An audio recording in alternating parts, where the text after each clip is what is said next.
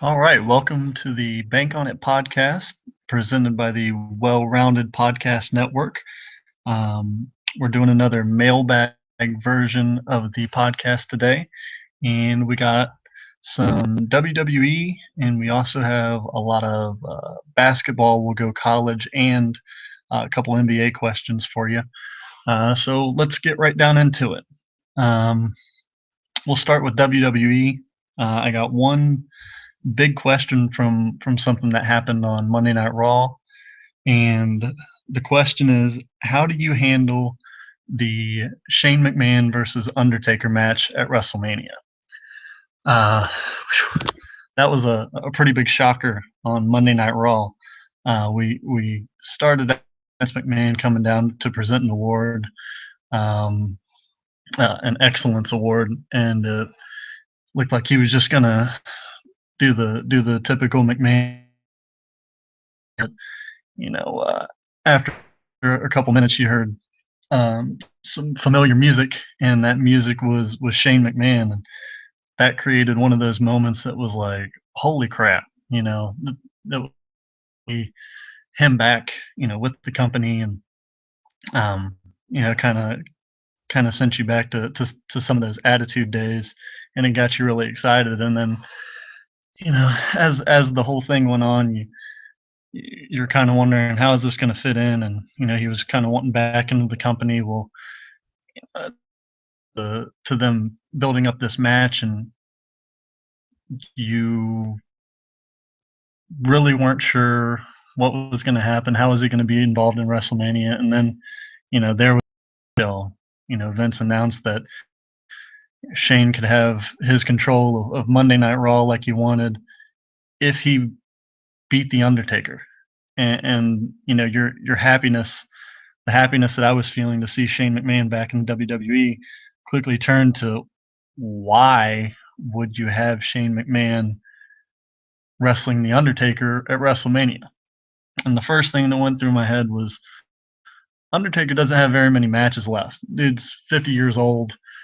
Why waste it on Shane McMahon? Why not bring back one of these icons from another era, or you know, for WCW, like a Goldberg, like a Sting. Why wouldn't you bring these guys?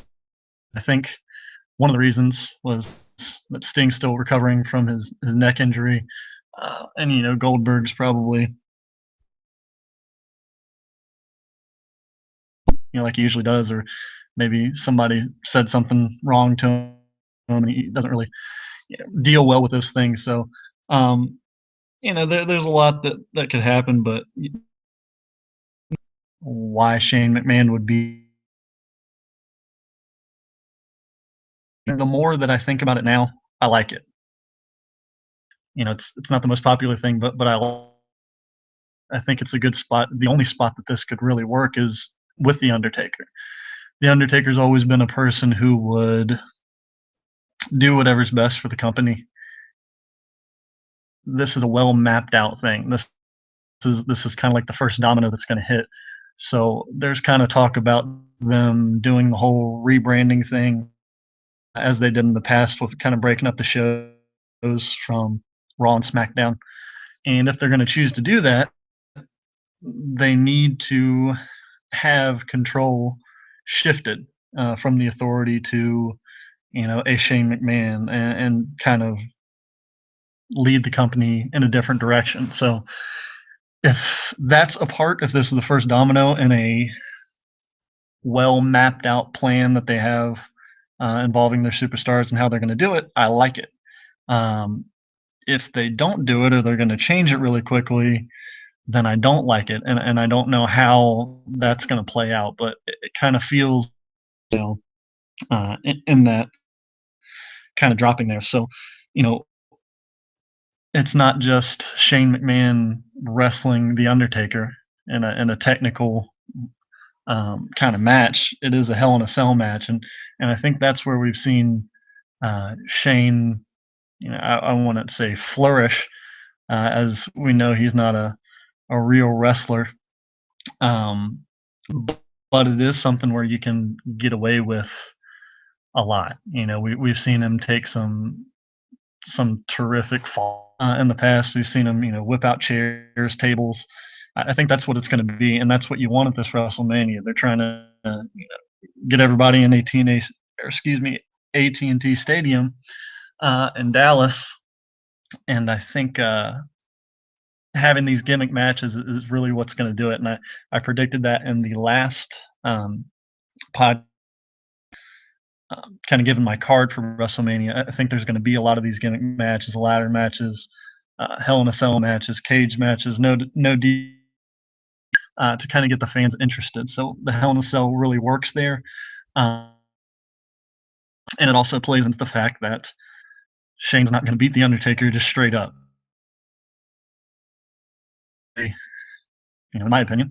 And I think he's going to beat the Undertaker, or there would be no point in doing this, whole angle where they're controlling the company. So, but he's not going to do it without help from, chairs, outside interference, those type of things. So that's what really comes to the next part of it. Shane's not gonna, you know, do his. I'm sure we're gonna see uh, the move where he jumps across the ring. The coast to coast thing with the chair. I'm sure we're gonna see something like that. He's gonna pull out all the stops. What I really think is going to happen is somebody's going to interfere. And my first thought, what might happen would be what I predicted before between two people. I think the first thought that I had was John Cena. John Cena coming back, because it's kind of hitting that point where he might not be ready for WrestleMania, as far as actual wrestling goes. But who knows if he could just pop in there and do the AA to somebody and kind of make his presence felt. But the more I thought about it, I think it is going to be Sting that comes in, and this, if they're going to choose to do something like this to bring somebody in, this makes the most sense. Um, to have Sting come in, kind of send a message to the Undertaker and the Authority. Not that they're intertwined, but I think him coming in and giving the Scorpion Death Drop to the Undertaker would really kind of set things off for the future. So I think what I want to see, what I had at Wrestle, assuming that Sting was healthy, would be Undertaker versus Sting, and this is where you kind of get a little bit of it, but you don't get. So going forward, Slam has been made into the second biggest pay-per-view of the year. I think what they're going to try to do, assuming health, is set up a Undertaker Sting at SummerSlam again. Um, I think everybody just kind of centers Undertaker around WrestleMania, but you know, let's face it. As I said before, he's 50. He's not getting any older in a year. We need to get these matches in, and do it in August. I think they would, but I think what they're trying to do is go for the future. So I either see that at SummerSlam or WrestleMania next year, assuming both of them are able to compete. And I think they're trying to do that as soon as they can. So SummerSlam would make a lot of sense, and you can do the build up from there. And nobody has to show up. Nobody has to show up for these um, other pay per views that are going to lead up to that. So you can make that statement. You could have him come in and just Sting's had the long history with the Authority with sending a message to Triple H when he showed up the very first time. So you kind of have that. You kind of have him um, doing the vigilante thing. He comes in, kind of messes things up for the Authority. They're out of power, and then he vanishes. He vanishes. The Undertaker vanishes. You don't hear from him for several months. Then all of a sudden you pop him up back to do the build up for SummerSlam. So that's the way. Um, if I would ever be booking anything, I think that's what I would do with Shane versus Taker, and I think it's gonna take some sort of twist like that. we're going to see a lot of blood. We're going to see tables. We're going to see chairs. It's going to be an interesting match. Um, like I said, I didn't like it as many people didn't when it first hit. But as I sat back and thought about it, I really started to like it just because it kind of gives that adrenaline rush back to something that was just kind of from pay per view to pay per view, from match to match. It's WWE's been very predictable, and bringing this up really turn the tables on things and kind of get you excited. I do if they handle it correctly, which remains to be seen. So uh, that is my take on the WWE question for the podcast. So now we can slide into basketball, and I knew I was going to get the next question. It was a pretty generic question that pretty much everybody asks this time of year, and that is, who are your final four teams? And it's a really difficult question to answer at this point because you don't have the bracket in front of you. You never know what's going to happen. Some of these teams could be in the same bracket, which throws your final four off, obviously.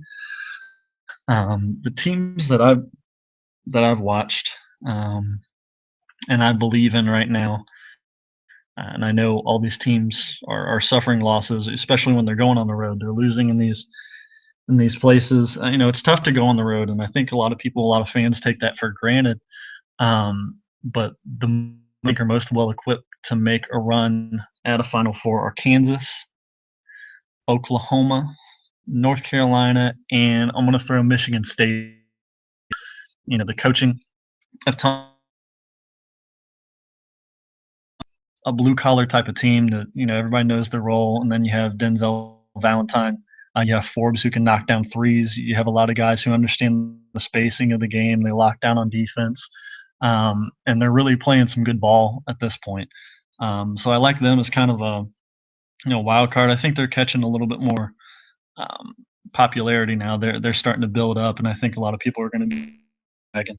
But the other teams, they've suffered their losses.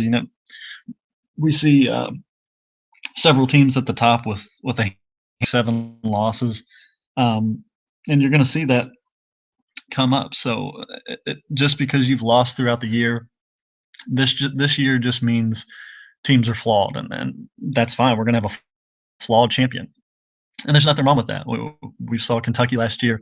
The only team, in my opinion, did beat them. It was just, that's what you run into, especially in these tournaments. So I think the teams that I just mentioned, with Kansas, Selden, Mason, you got all these guys that I think fit together. They know where they're going to be on the floor, and I just think they have a they present a lot of matchup difficulties for easily be beaten. So I think you're going to see in this tournament a lot of teams in the early going get upset. You're going to see a lot of you may see, a 14, 3 and a 14, those type of things. So in the early times, but when it's all said and done, I think you're going to see a lot of the same familiar faces in a Michigan State and North Carolina. The second type of group that I have, maybe some teams that you're kind of on the fence about, bump back in the rankings. I'm looking at Miami of Florida. I'm looking at Texas A&M, Duke, Maryland, and Kentucky. I think those teams can make a run depending on where they are. With good coaching. You have some Hall of Fame coaches in there, and then you have a team like Texas A&M who I don't think they get a lot of credit. Um, you have a big point guard in Caruso who just he can dish out assists. He knows where everybody uh, stands on the floor. He's a good leader, tall guy. He's just that captain type of person that you want on your team, and you just make sure everything runs smoothly for your offense. And then they have shooters, um, and athletes. They have House can just dunk with the best of them. Jones can hit from the outside. Um, it's they'll be depending on where they are. They'll be a tough out, and I think they can pull an upset and maybe go to an Elite Eight type run, or Final Four if everything pans out for them. And then you have Duke. Um, I alluded to it in the previous podcast. You got Coach K. You got a good set of guards there that I don't think have realized their maximum potential. So that's a team that could get hot. They'll always have a favorable route to wherever they're going. So I think that's a good spot for a team like them to, as much as it pains me to say, to make a run depending on where they end up. Um, and that kind of leads me into my that I got. Speaking of Duke, and one of their players, we have a lot around Grayson Allen over several weeks. Um, he seems like he's got himself in a little bit of trouble. He looks like he's public enemy number one, basically, in America. And this is what America loves to do. We have Duke. A lot of people hate Duke. A lot of people hate Kentucky. A lot of people hate North Carolina. Um, so this is right up people's alley when something like this happens. You have this little white guy that people don't like. Kind of make obviously Christian Leitner wasn't a little white guy; he was a big white guy. Embodies everything that is Duke to the world. So when a guy goes up and pretty pretty much um, it's not I can't really say that he's being dirty. He's being chippy. And I've seen this stuff from when watching Kentucky games, you see Scouts throwing elbows. He's getting in people's face. It's few and far between because he doesn't make that many plays. But he's bumping people with his elbows. He's throwing his knee out. In these instances where he's trying to get position and he doesn't get called for certain things. So I've seen it in other teams, but it was pretty blatant with him. As far as Grayson Allen goes, in the Louisville game, he tripped an opposing player and got whistled for a flagrant. This game, when he tripped the guy even more blatantly in the open court, in against Florida State, like I was mentioning, when you tripped him, nothing got called, and I think that's what really made people mad. How do you call one, not the other? Well, the officials are individual. That they're not building on from game to game. That's not their job to do that. So if that set of officials saw it um, as a no call, then so be it. I'm not going to get mad either way. Now, what we have here obviously is a failure to kind of police themselves as far as the ACC. It was ridiculous to me what they put out today. They sent, I think, what boils down to is a stern letter to Duke, and just kind of saying, hey, we see this going on, but there's going to be no further discipline. So basically, a slap on the wrist and say, don't do it again. But I can't blame them. I've seen from my coaching days, I've seen a few kids on our team, kind of throw out their feet trying to trip people. We don't teach that, but it's just one of those things. When frustration hits, you get blocked or something, you're kind of throwing your body out, hoping that maybe you knock the ball loose or something like that, or type of plays. So it's you're not teaching anything bad. I don't think that's happening at Duke. I just think Coach K is teaching the proper way to trip people, but it's just the hate that goes with Duke and Grayson Allen, where he came down in Virginia and he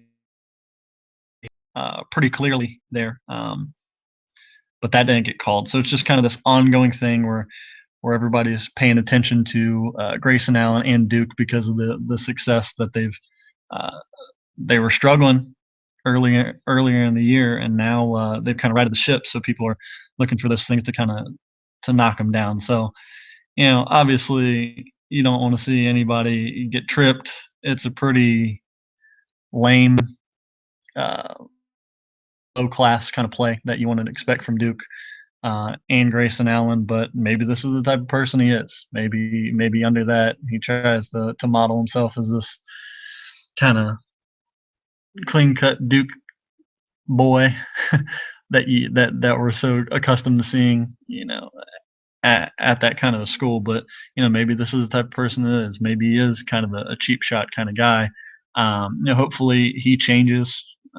Maybe these are just a couple isolated incidents, but the jury's still out. So if he does it again or anything like it, believe me now that he is under the microscope. So if anything like this happens in the future, we're going to see it. And I think that's where people kind of get upset, is that we've seen people get flagrant fouls, we've seen people get um, suspended for games for elbows, unintentional elbows. But um, since the NCAA has put such a um, what am I trying to say? Like kind of a flyer out for safety. They're putting a such um, such concern out for the well-being of the players. Sometimes they'll make basketball moves and they'll swing their elbow, but it happens to make contact with somebody's nose, or maybe they're down in the defensive stance and hit them with an elbow, and they don't mean it. But since such a precedence has been put on for um, safety, they have to follow the letter of the law. So we've seen players get uh, suspended for that type of thing. So that's where it kind of rubs people the wrong way, and they think they're getting it off. Grayson Allen's getting off easy because he's at Duke. Believe me that if there's anything like this that happens again, he's going to get suspended. If it's a trip, a push, anything left to be intentional, he's going to get that flagrant, and he might get suspended. So fear not, people that hate Duke. Um, if he does something again, it's going to get taken care of. So um, we're still talking college basketball, but just let me transition from one hated traditional uh, blue blood type of program to another.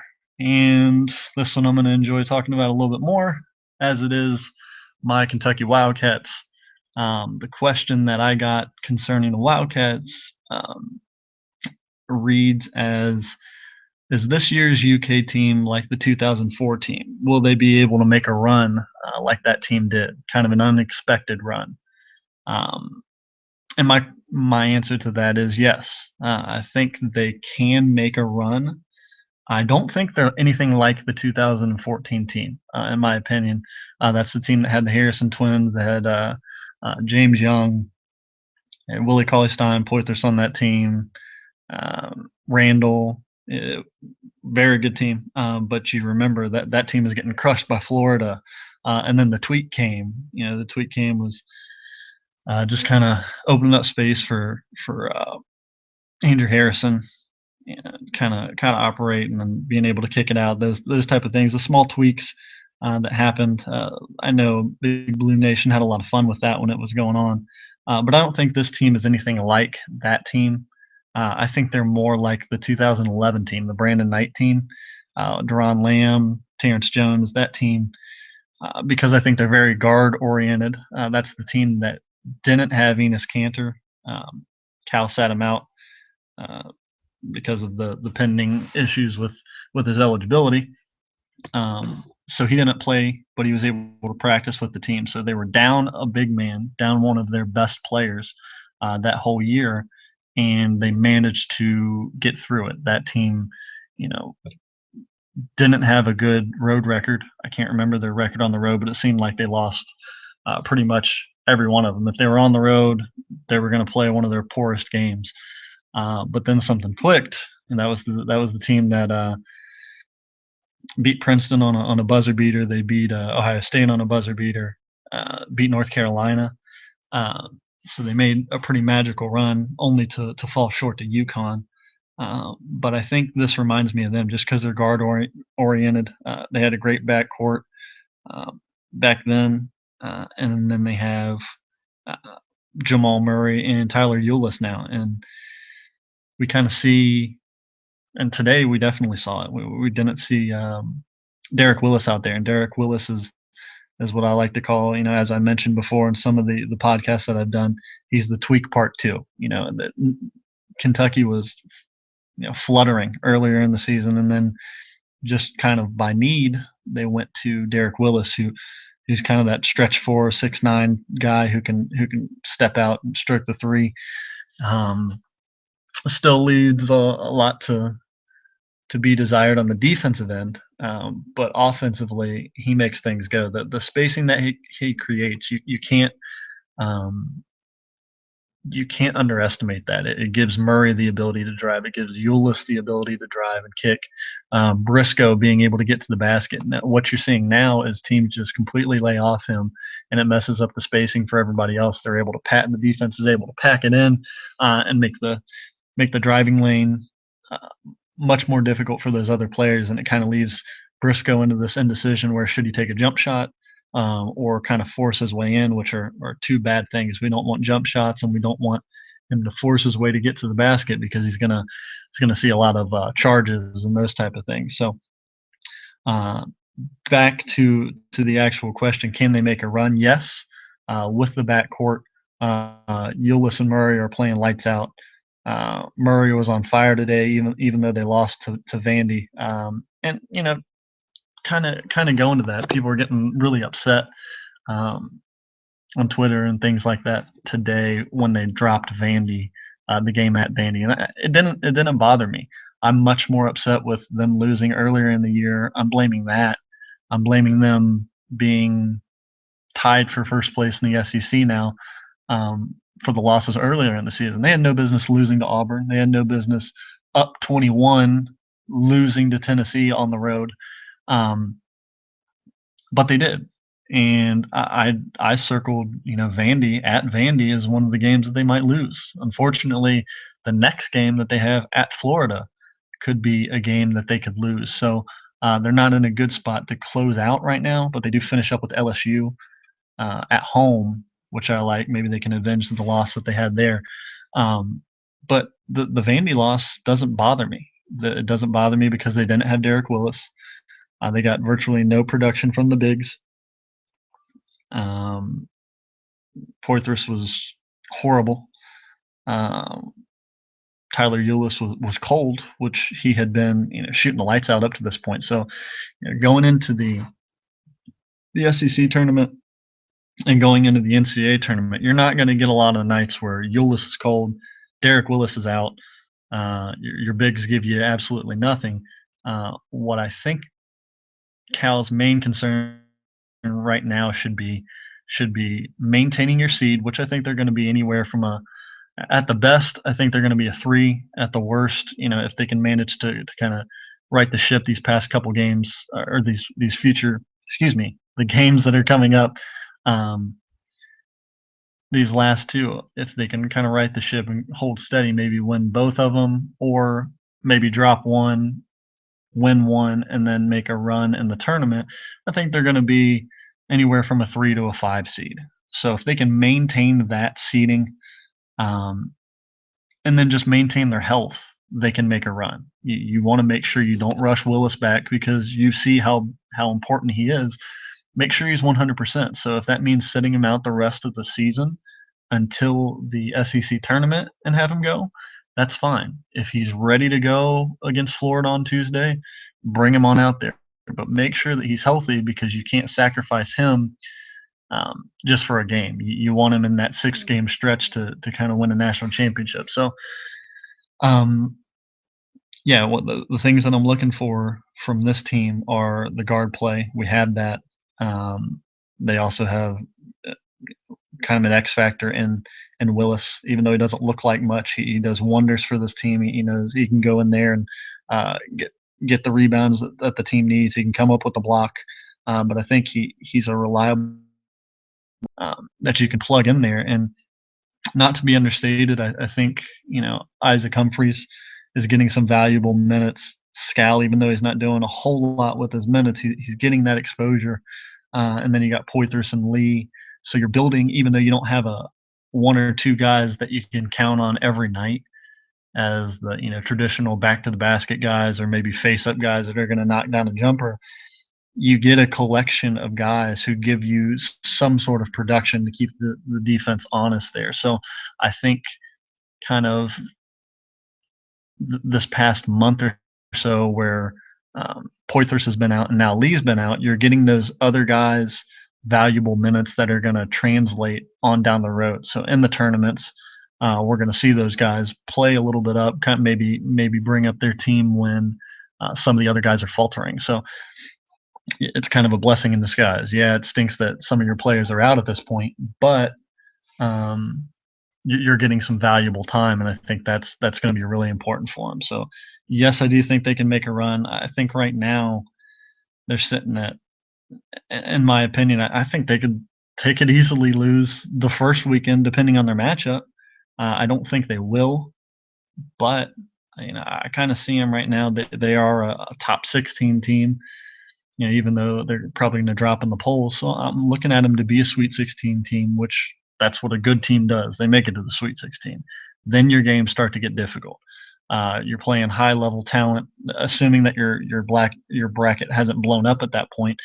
They're probably not going to have an easy road, but I think Elite Eight, maybe a Final Four. It's not out of the question. Now, can they go all the way? That's pretty tough. I don't know if this team can do that. I'll be cheering harder than I ever could for this team. If this team makes it, something that nobody thought would come after the year that they had last year. But I think they can make a run, but it'll be tough to pull it all the way out. So um, we're going to stay in college basketball with a big question that has a couple big questions. That one that's been on my mind and one that's been coming up the past several years and uh, pretty relevant this week, and that is court storming. And we actually saw it today, and we saw one of the alternatives that some of the teams can be doing uh, as kind of a slap in the face of the old court storm, and that was Coach Cal. Coach Cal today, as he sensed that his team was going to lose. It was inevitable that they were going to lose. Took all his 5 starters out and sent them back off the court. He sent them back to the locker room, and the bench was clear. Um, and he was ready for the Vandy fans to come out, and they eventually did. Um, but I think the court storm is ridiculous. Somebody's going to get hurt. I think even the comments that Arizona's head coach Sean Miller uh, said, it was pretty telling. It may rub people the wrong way, and the college kids are just having fun. Well, let them have fun in their seats.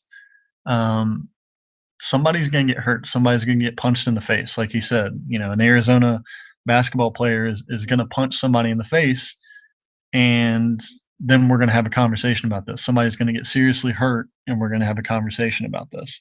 And it's going to take that serious injury for us to really um, talk about it seriously. Right now, it's just kind of, it's just something that happens. Well, it's not something that just happens if you really care about fixing it. So I think it's pointless. I don't think it's classless. Like I know some people in Kentucky are saying, "Oh, we don't, Kentucky never rushes the floor or anything like that because of their tradition." Well, no, that's not entirely true. They don't rush the floor because there's 90-year-old men and women sitting in the bottom bowl. That's why they don't get up from their seats.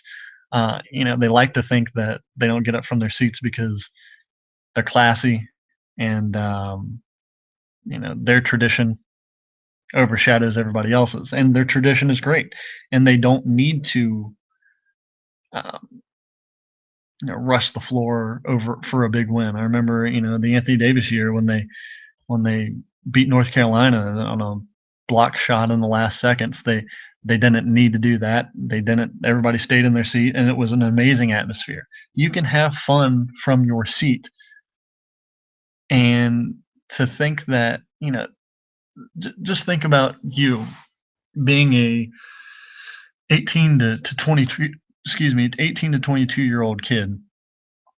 You're going to that game. You haven't been going to class. You didn't go to class that day. You've been drinking. You've been doing other stuff. Who knows what these kids are on when they get on the floor? You know, you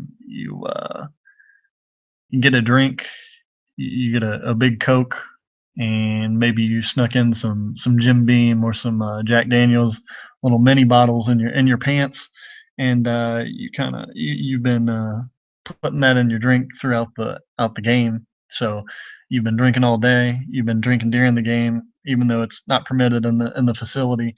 And now look where you are. You're in an altered state.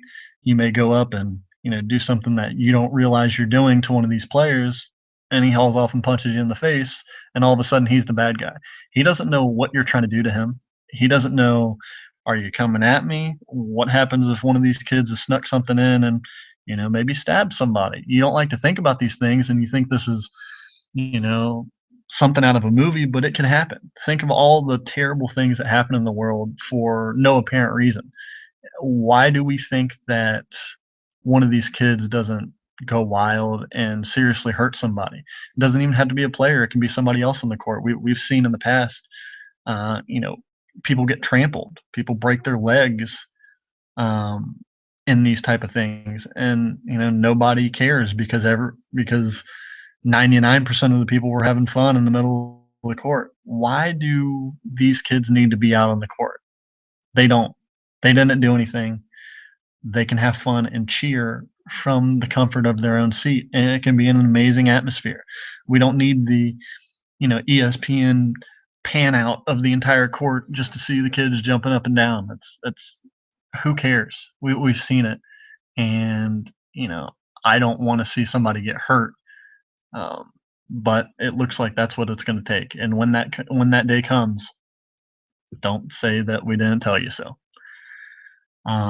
The other question that I brought up in this, I'm really it saddens me when I go to this next question, and all it is how can we make college basketball great again? Kind of going Donald Trump there on you. How can we make America great again? Uh, how can we make college basketball great again? And what I mean by that is college basketball gets overlooked. College basketball has been nothing more than a two, maybe not even 2 months, maybe 6 week type of sport now. It's all about late February, March. Nobody cares. They just want to gamble on it. It's a perfect game to gamble on. Nobody pays attention because rightfully so with the NFL. The NFL's branded itself great. They're all throughout the year. You have the season, and you have preseason. You have the season. You have what we're in now is the transitional period where they're signing players, they're cutting players. Then you have the draft. Then you have mini camps. They've made themselves a year-long um, entity. Entity. So they're there in the public eye 12 months out of the year. With college basketball, it's been going on. It goes on from you know uh, October, November-ish to March, April. But most people don't realize that they don't care because other things are happening. Um, and one of the ways, what I think is a detriment to them, is that they let basically nobody has to pay attention until the last part anyway, because the conference tournaments are dependent, or those are determining who gets into the tournament. So what we need to do, the first change that needs to be made, is that we don't award the conference winner who gets hot for 3 games an automatic bid into the tournament. The automatic bid for the tournament needs to come from the regular season champion. So basically, what it is nobody needs to watch because their champion doesn't matter. So if you make the regular season champion worth something, you're going to get some of the fan base saying, "Hey, I need to pay attention." Maybe some of these outside people thinking, "No, I wonder how my team's doing, or I wonder how this team's doing. Maybe I need to tune in a little bit more to see who's up at it, and I can't just catch everything up at the end." And it's kind of like doing your homework and or not doing your homework the night before and then just copying off somebody. You kind of bring yourself up to speed, or reading the Cliff Notes version of it. It's, you're kind of bringing yourself up to speed without reading the whole book. So, the first change that I think needs to be made was the regular season champion gets the automatic bid, um, and then we do the conference tournament. That's where you kind of up your seed, kind of make that run to kind of get yourself in if you're on the bubble. So there's nothing wrong with that. I think the conference tournaments are way blown up. The Ivy League they don't do the conference tournament. They do the automatic bid to the champion. I think that works out great. I think you're going to get more people, more of the casual people tuning in a little bit more, and that helps get some of those people back watching the product, and that's just not happening right now, and I think that's sad. The other thing that I think we need to really address is the NBA rule, and it is the NBA's rule of the one and done. You can't fault these coaches for taking advantage of it. They say that players have to go there for 1 year, um, so you see more of the programs doing it. But I think if you make the commitment, I've always been a believer of if a player is good enough to go in, they should have all the information that they need going in to the draft. And if they're able to make that jump from high school to the NBA, then they should be able to do that. But once you sign that letter of intent that you're going to a college, you need to stay there at least 2 years. That's for two reasons. And I know when I bring this up, it's going to be scoffed at that nobody actually cares about education at a college institution. So that's no shocker. Even though everybody pretends like they care about academics, nobody really does when it comes to sports. You only care about academics when it gets in the way, when they get suspended. It's made a mockery of. So, you know, when you're a one and done, you only have to go to class, not pass classes for 7 months, and then you can do whatever you want to. That's what it's boiled down to. So you've basically made a mockery of the educational system. So if they go 2 years, they need to pass all the way through, at least to that second year. You know, and at that point, you've worked for a degree. You've worked in the direction of a degree. So if you do go early, if you do go after your second year, you have a basis to where you could come back, and you'd already have a nice foundation set for you to earn that degree later. And I know that's me. I like the educational system as far as actually. I love when these players actually go and do something on top of being a successful player. When they go back to school and they get a career because they know eventually it's not going to last.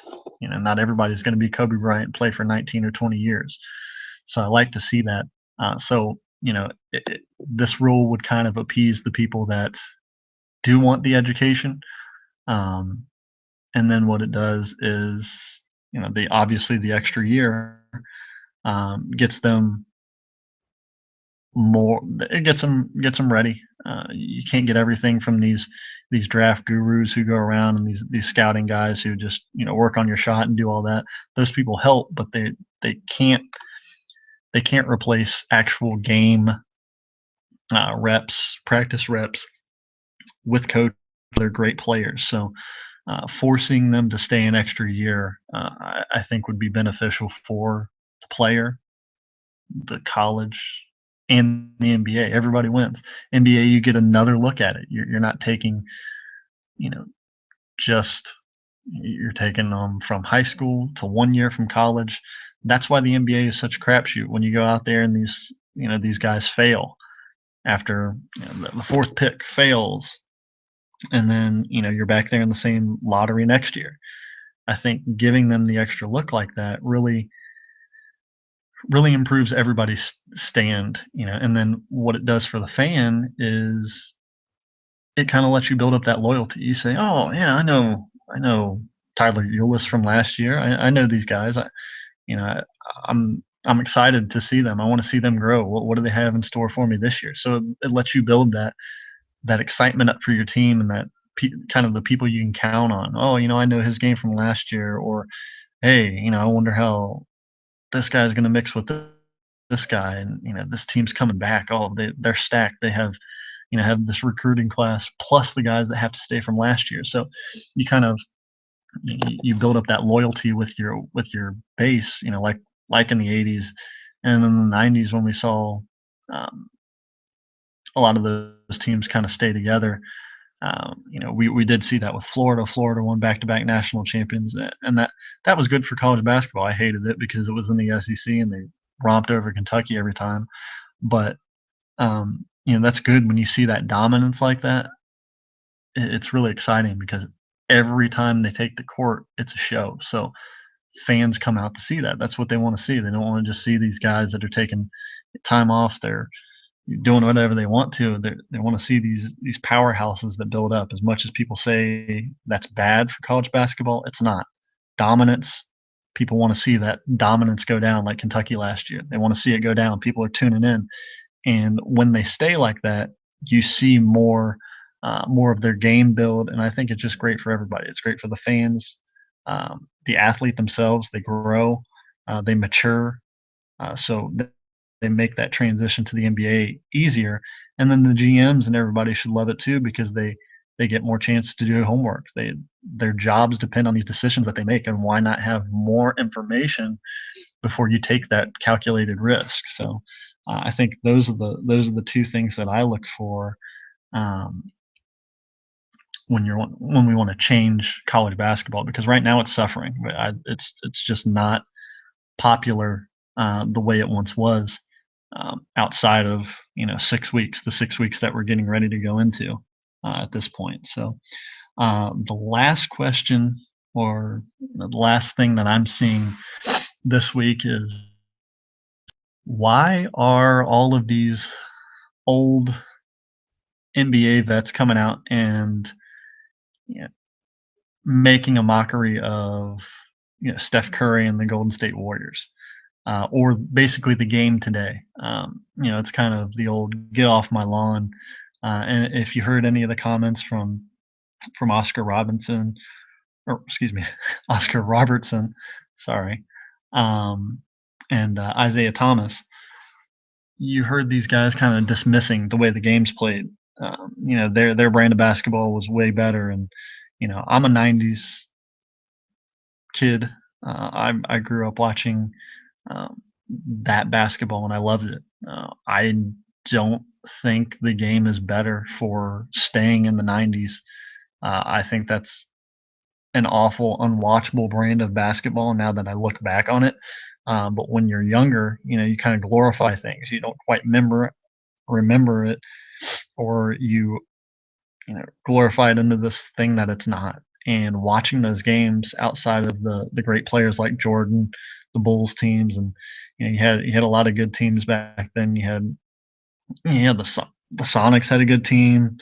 Um, you had a run with the Magic there where they had you know Hardaway, and they did have Shaq there for a while. They had Nick Anderson, um, Dennis Scott, Horace Grant. They had a solid team, and they had obviously the Jazz and everybody throughout there. They had Knicks, with Ewing and Starks and everybody.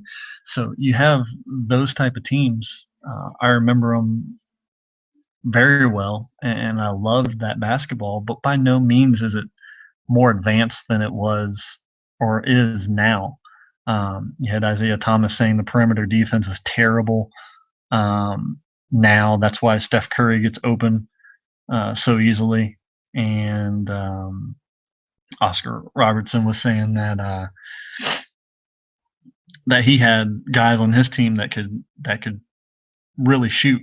And when he was asked if is Steph Curry the best shooter that he's seen, he said, "We had guys on our team that could shoot. I've seen that before." And it's just totally dismissing the game. It's a slap in the face of Steph Curry, the Golden State Warriors in the game today. Uh, it's really I don't. He just sounds bitter. These guys sound bitter, and I'm sorry when you have a bunch of guys that right hand in some circumstances. If you're telling me those guys are better than the game is now, with the handles that Steph Curry has, who can dribble in and out of, you know, 6 inches of space just to get a shot off, fade away, as I just saw about 35 minutes ago, him knock down a 35 footer to win that game against OKC like it was a layup. I mean, he popped up, he knew that was going in, and to think that there are better shooters than him. Oh, by the way, he broke his own record again for the single season 3 point record, and there's still 20 some games to go, and he hasn't played a bunch of fourth quarters. So I think we're seeing greatness right now, and just to kind of belittle his accomplishments, his championship already, his 3 point record, which he's going to thrash, topple, do whatever he wants to every year.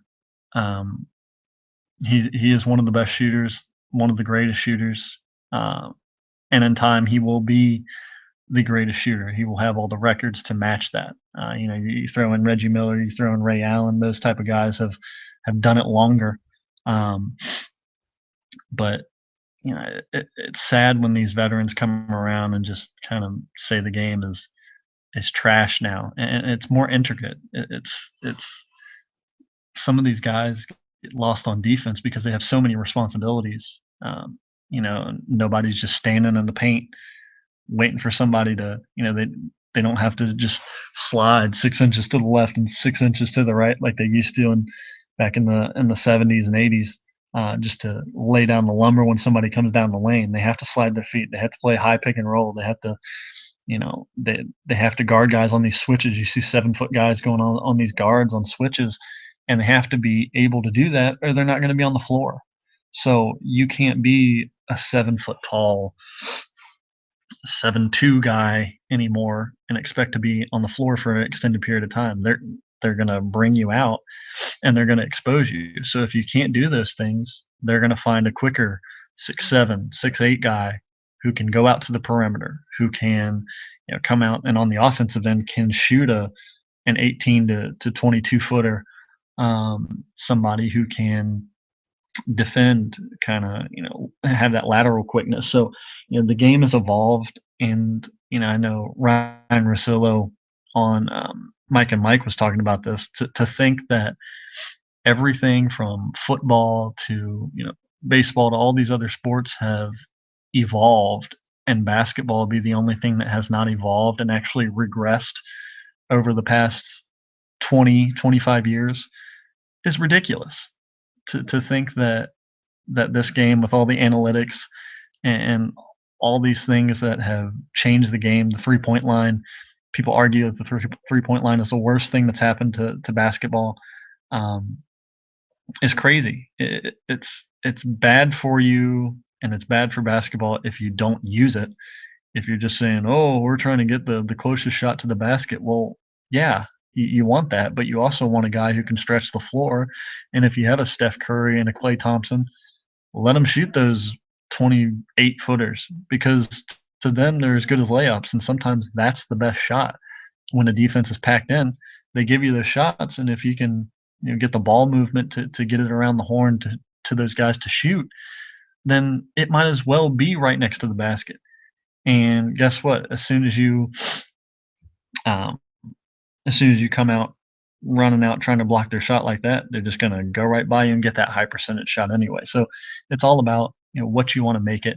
And I really think it's sad that these guys are coming out and saying that their basketball was the best basketball. Now um, I don't discredit them fully for saying that, because every player, every great player, is going to say that. The Big O was average a triple double for his entire career. I mean, how can you mock that? I can't, and I never would.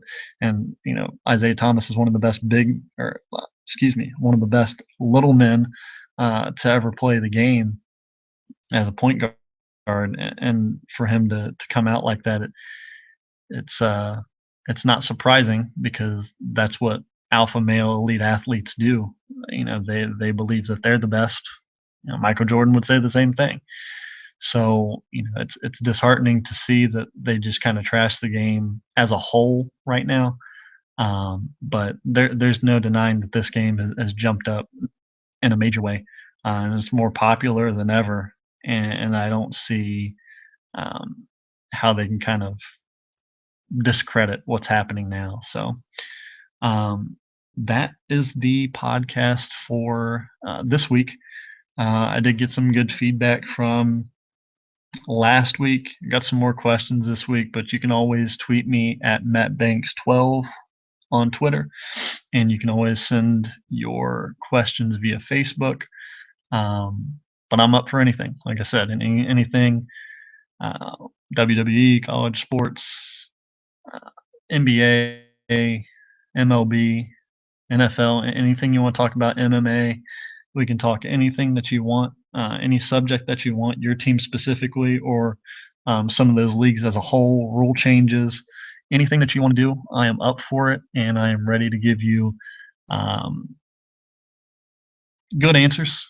Maybe they don't go along with what you believe, but that's what makes this so fun. So you can comment this, spread it around to whoever you want. But I plan to make this mailbag a continuous type of thing. So once again, I do thank you for joining me on the Bank on It podcast, the mailbag version, presented by the Well Rounded Podcast Network. And I will see you on the next episode.